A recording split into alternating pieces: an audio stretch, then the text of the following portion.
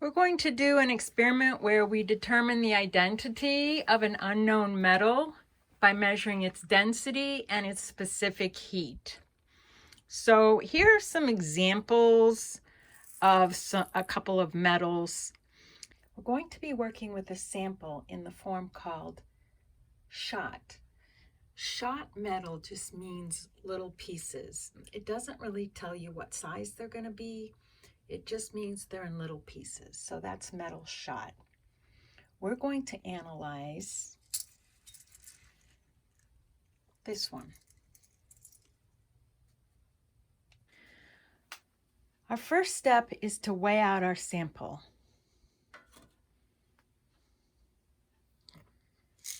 We could write down this weight, but instead we're just going to zero the balance, to tare the balance, and then we will add our sample.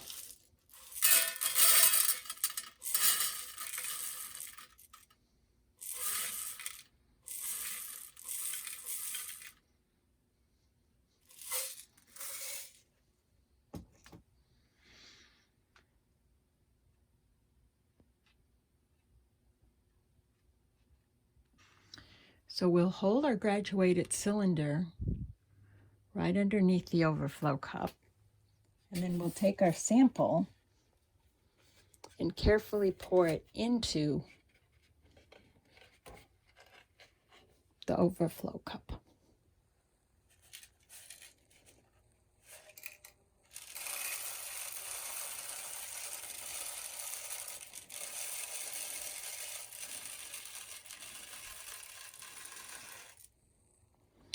For this to work, we can't spill a drop.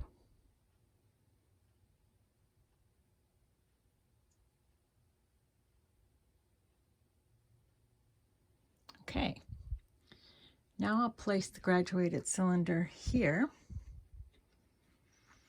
and we will take a reading. We'll put a background behind the graduated cylinder that'll make it easier to read.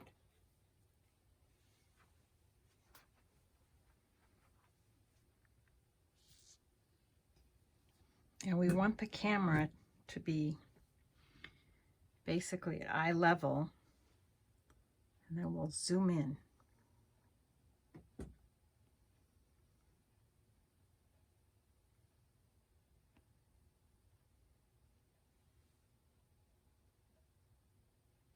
Take the best reading you can. Now we will repeat this procedure with a second sample. So we place the container and we zero our balance. Then we add our sample.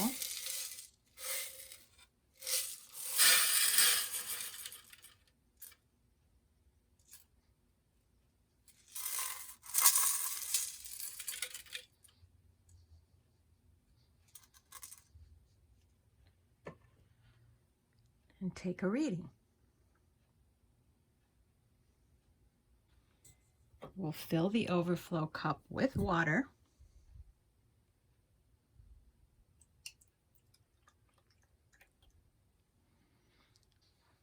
I'm going to go ahead and put up a background behind the overflow cup so you can see it better.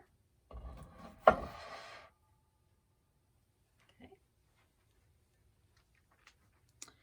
And finish filling it up.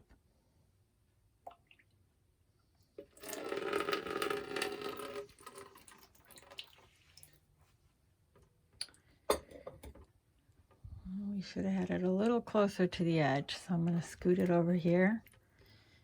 But I'm going to add some more water just to make sure that my moving didn't affect it.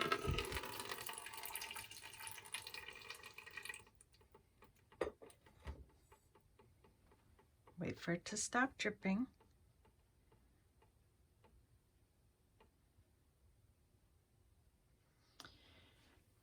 Then we take our graduated cylinder and we want it to be dry. If there was some water left in it from our last experiment, then that could affect our results.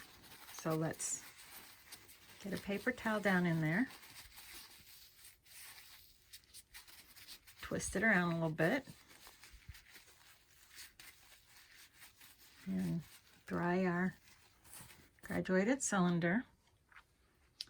Then let's place our graduated cylinder under our overflow cup and pour our metal into our overflow container. Here we go. So this helps me hold it steady.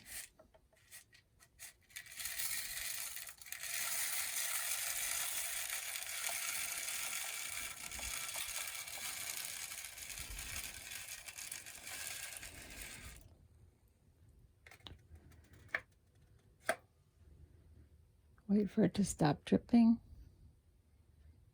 Wait for it.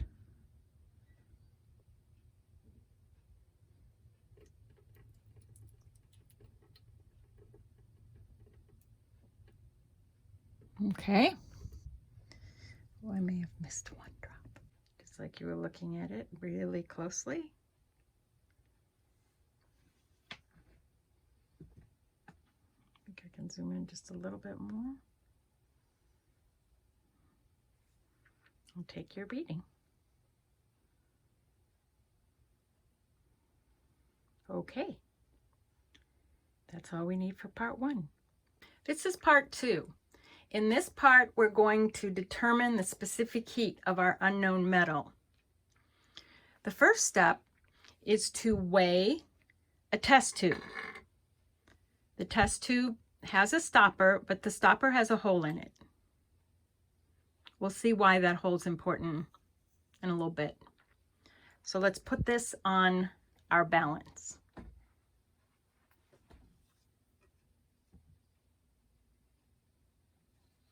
And then let's take a reading.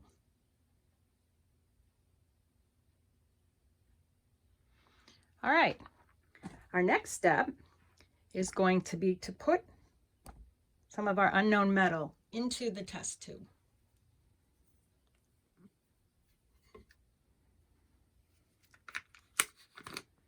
How much we use is not important.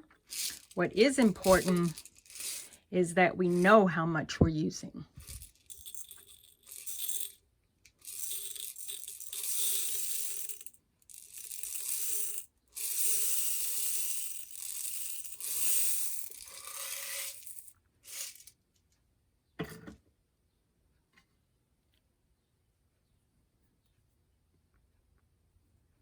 Okay, let's put this on the scale. On the balance. Let's move in for a good reading.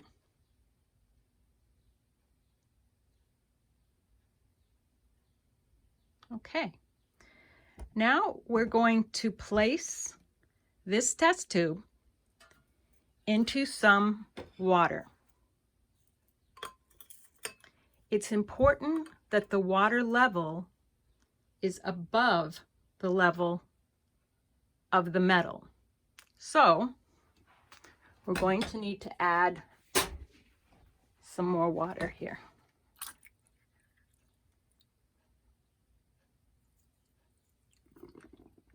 All right.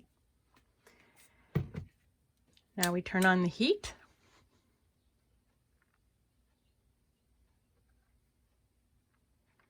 And inside of our container, we place some boiling chips.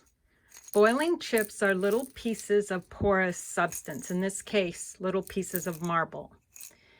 And their purpose is to prevent the formation of large bubbles. A thermometer will help us watch the temperature.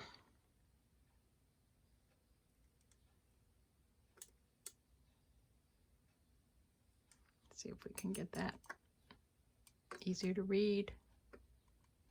There's a decimal point between the second and third digit that looks like it might be hard to see on camera. So our water is heating up. We don't need to note the temperature just yet.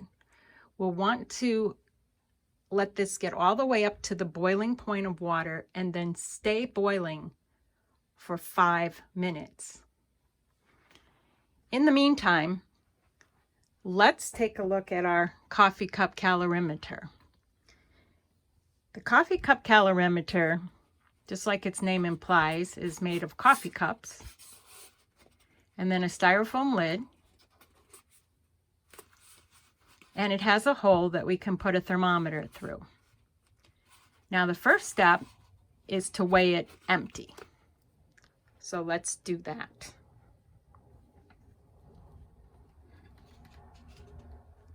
Here our coffee cup calorimeter is sitting on the balance and it's empty. Next, we're going to put some water in it.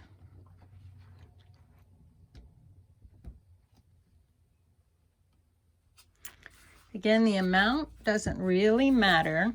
What's important is that the water will cover the metal when the metal is poured into the coffee cup.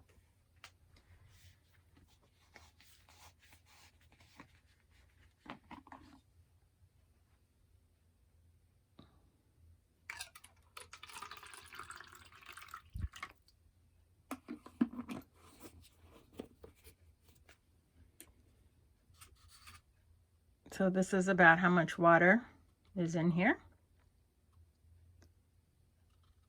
And then we put the lid back on. And we're going to weigh this so we know exactly how much water we have.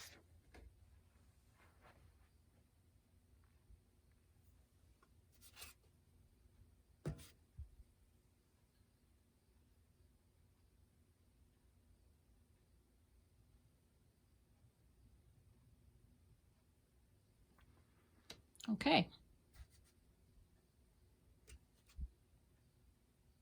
Have you figured out why we need the hole in the stopper yet? We need the hole in the stopper because we're heating this container. And you never want to heat a closed container. You know why? If you said because pressure can build up, enough pressure to pop whatever stopper we have out or even shatter glass, then you're correct. So the hole allows any excess, any gases that have expanded to escape. Let's take a look and see where we are. Okay, I'm not going to tell you, you have to read for yourself. There you go. So we need more time to reach the boiling point of water.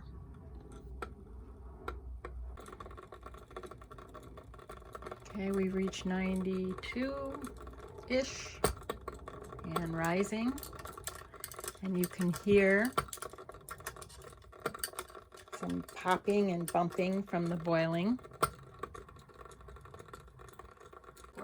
Let's see if we can zoom in on the boiling stones and see what they're doing.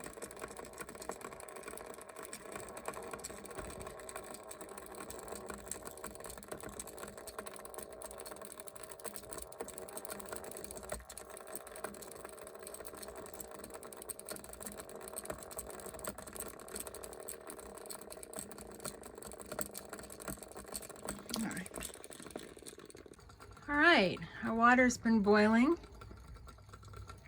and this is our thermometer reading. Let me zoom in so you can see.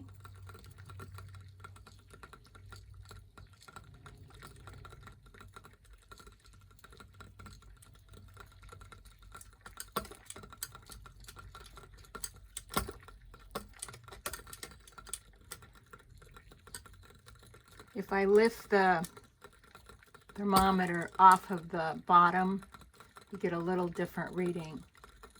So let's go with this one. The water is definitely boiling and has been boiling for 5 minutes. So now we're ready to perform the actual heat transfer. So the first thing we're going to do is take our thermometer out of the boiling water, and we're going to cool it off. Just wave it around and cool it off until it gets back to room temperature. So let's do that. Cool, cool, cool. Check it. Cool, cool, cool, cool, cool. Check it. Cool. Now we've placed our thermometer in our coffee cup calorimeter, and we can take a reading. So take a reading, and then I'll show you that it is in fact in the coffee cup calorimeter. But I want you to get a good zoom in on the thermometer. Okay.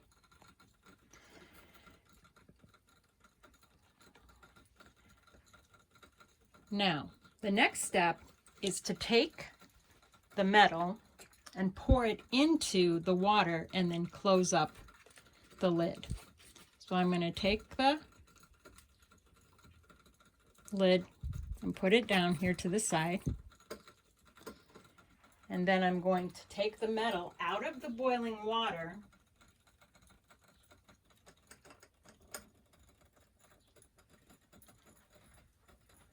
take the lid off of it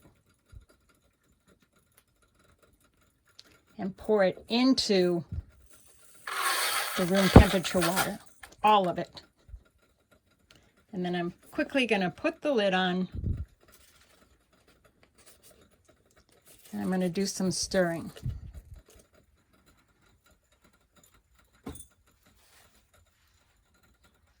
I want you to see what's happening, so let me get that adjustment made.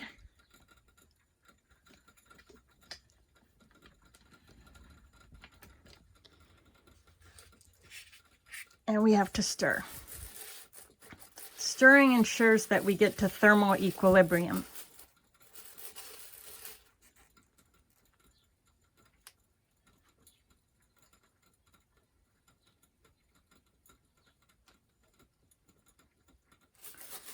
I'm going to wait until the temperature holds steady. Okay, there you have it.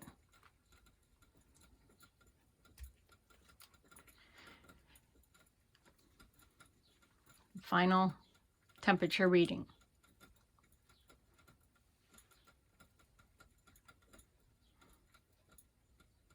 Now it is going to start to drift down. And this is because the coffee cup calorimeter is not a perfect insulator. So eventually the entire system will cool down. So let's take our reading now. Okay, let's begin our second trial for our specific heat determination. We'll go through all the steps again. Step 1, take our test tube and stopper, place them on the balance.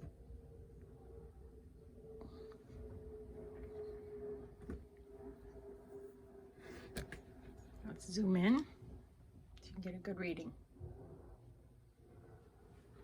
All right. Step 2, take the test tube and fill it with some amount of our sample.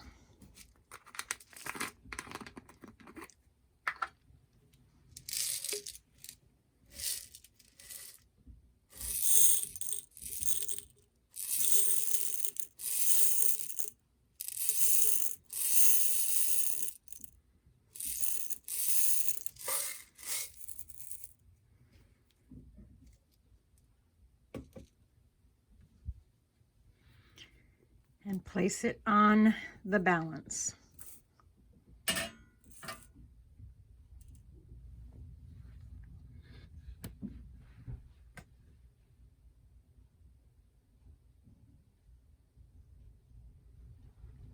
Now, place it in our water, which we have on our hot plate.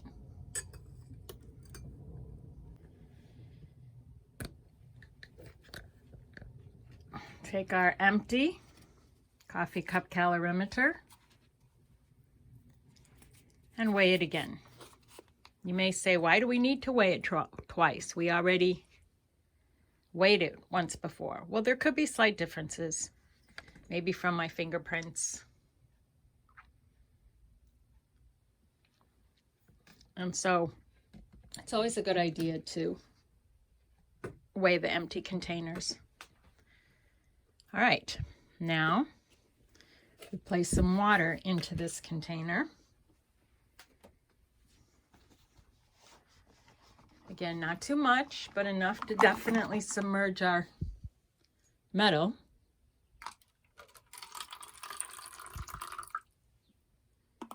Let's see if this looks like a good amount. Maybe a little bit more.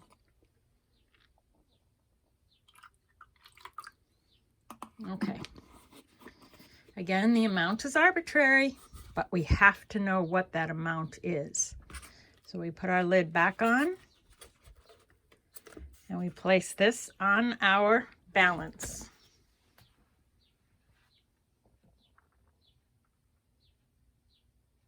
Okay.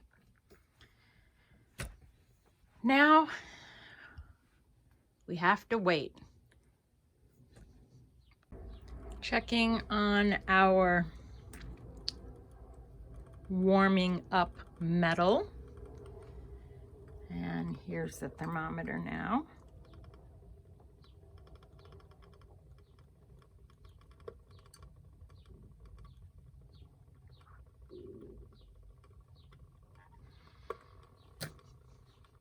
Okay, let's check on our boiling water with our submerged metal. And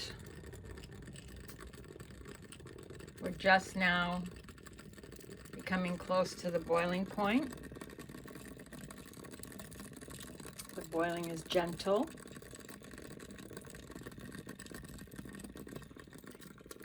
And we're going to need to wait 5 minutes while the water is boiling to make sure that all the metal reaches the temperature it should. Right, this has been boiling for 5 minutes. And so let's take our temperature reading. Let's lift the thermometer up a little bit so it's in the water and not touching the bottom. And let's take our reading.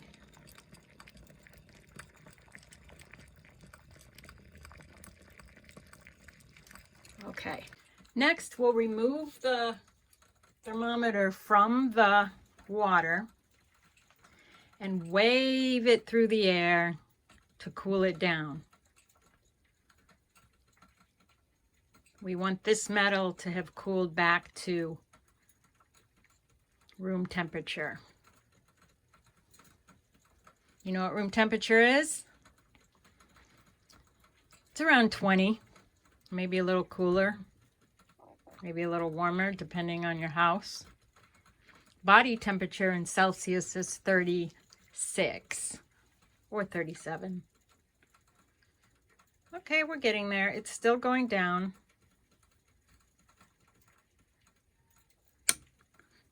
See, we don't want the hot metal of this thermometer to transfer heat to our water.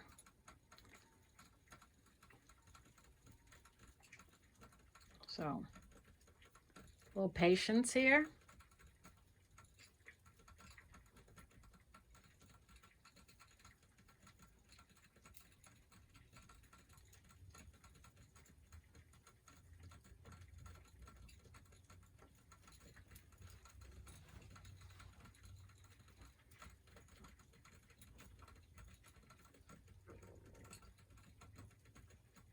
Still decreasing.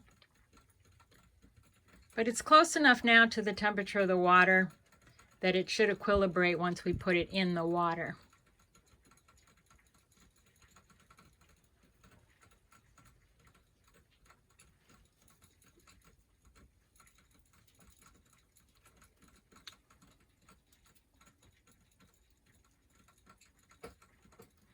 Okay, here it goes into the water. Now bring in close.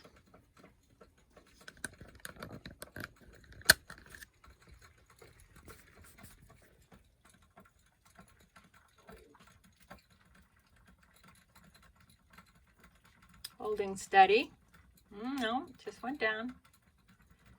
You want to be able to at least count to 10 with it not changing its temperature.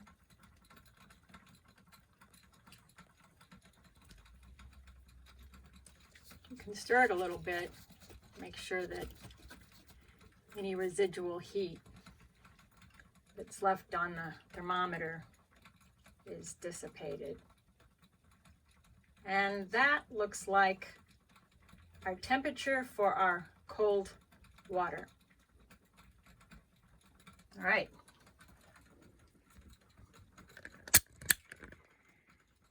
Now we're ready to do our heat transfer. We're going to take the lid off carefully. Then we're going to pick up the test tube from the boiling water. Notice I wear a glove. Remove the rubber stopper and pour all of the metal into the cup.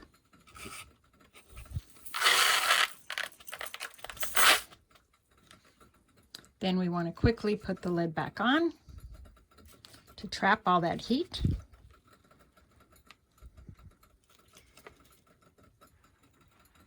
Then we want to zoom in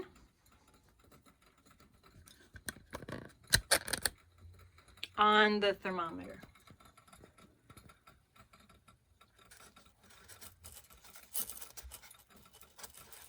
Now we have to stir because there will be hot spots and cold spots. And we want to get both the water and the metal to the same temperature.